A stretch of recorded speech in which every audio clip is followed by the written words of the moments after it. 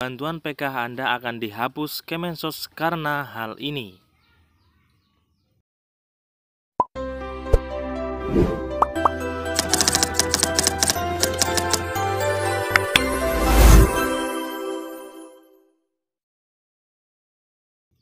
Bantuan PKH atau Program Keluarga Harapan merupakan salah satu program yang menjadi tumpuan banyak masyarakat miskin agar bisa menyekolahkan putra-putrinya hingga lulus sekolah sesuai dengan program pemerintah, yakni wajib belajar 12 tahun.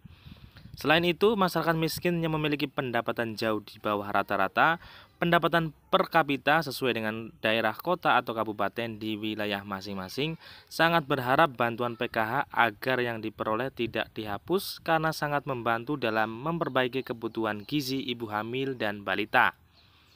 Namun yang terjadi di masyarakat bahwa bantuan PKH dipahami adalah diperuntukkan untuk semua golongan. Hal ini merupakan akibat dari kurangnya sosialisasi pemerintah daerah untuk memberikan edukasi tentang sasaran program PKH di masyarakat. Bantuan uang tunai PKH akan dihapus oleh Kemensos jika kepesertaan dari penerima bantuan PKH tidak memenuhi unsur-unsur yang sudah ditetapkan oleh pemerintah. Melalui Direktur Jenderal Perlindungan Jaminan Sosial, ada beberapa hal yang menyebabkan bantuan PKH Anda akan dihapus oleh Kemensos dijelaskan sebagai berikut. Yang pertama adalah tidak memiliki komponen. Peserta PKH yang menerima bantuan PKH sebagai salah satu syarat adalah mereka harus memiliki komponen dalam anggota keluarga mereka. Sejak tahun 2007 awal PKH, Kemensos menentukan dua jenis komponen yang di-cover oleh pemerintah. Adapun dua komponen tersebut adalah komponen kesehatan dan komponen pendidikan. Komponen kesehatan sendiri terbagi dalam dua kategori, yakni kategori ibu hamil dan anak balita. Sedangkan komponen pendidikan terbagi dalam tiga kategori, yakni anak SD sederajat, anak SMP sederajat, dan anak SMA sederajat. Kemudian yang kedua, meningkatnya kemampuan ekonominya. Seiring dengan diberikannya bantuan PKH terhadap keluarga miskin, diharapkan akan semakin baiknya tingkat kesehatan serta pendidikan anak-anak generasi harapan tersebut.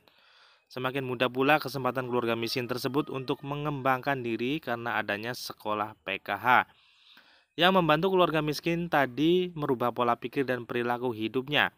Karena ada bantuan PKH berupa pendampingan serta bantuan tunai, nantinya masyarakat miskin dapat meningkatkan pengetahuan serta wawasan bagaimana cara meningkatkan kemampuan individu yang berdampak pada meningkatnya pendapatan keluarga atau kemampuan ekonominya. Kemudian yang ketiga adalah tidak berkomitmen terhadap aturan PKH. Hal yang hampir dilakukan oleh kebanyakan masyarakat yang sebenarnya sudah tidak layak lagi menerima PKH adalah tidak memenuhi komitmen terhadap program PKH itu sendiri. Komitmen artinya siap dan sanggup mengikuti aturan yang sudah ditetapkan dalam bantuan PKH. Beberapa contoh bentuk komitmen yang dilanggar oleh peserta penerima bantuan PKH diantaranya tidak menghadiri pertemuan kelompok yang diadakan setiap bulan, tidak mengikuti kegiatan posyandu, tidak menyekolahkan anak serta enggan atau malas mengumpulkan administrasi yang dibutuhkan sehingga dihapus oleh Kemensos data kepesertaannya. Kemudian yang keempat, memiliki penghasilan di atas ketentuan yang telah disyaratkan pemerintah. Penghasilan memang salah satu indikator yang menjadi tolak ukur kelayakan sebuah keluarga untuk tetap mendapatkan bantuan PKH atau tidak. Namun, masyarakat menerima bantuan biasanya berusaha untuk menyembunyikan jumlah penghasilan mereka dengan berusaha untuk menghindar ketika ditanya terkait penghasilan. Sebagai contoh yang seringkali terjadi di masyarakat adalah keluarga yang anggota keluarga mereka bekerja di luar wilayah, bahkan bekerja ke luar negeri. Bagi seorang tenaga kerja yang bekerja di luar negeri, mereka rata-rata mendapat penghasilan sekitar 17.000 NT atau sekitar 8 juta rupiah jika bekerja di Taiwan. Kemudian yang kelima adalah malas melaporkan perubahan kategori.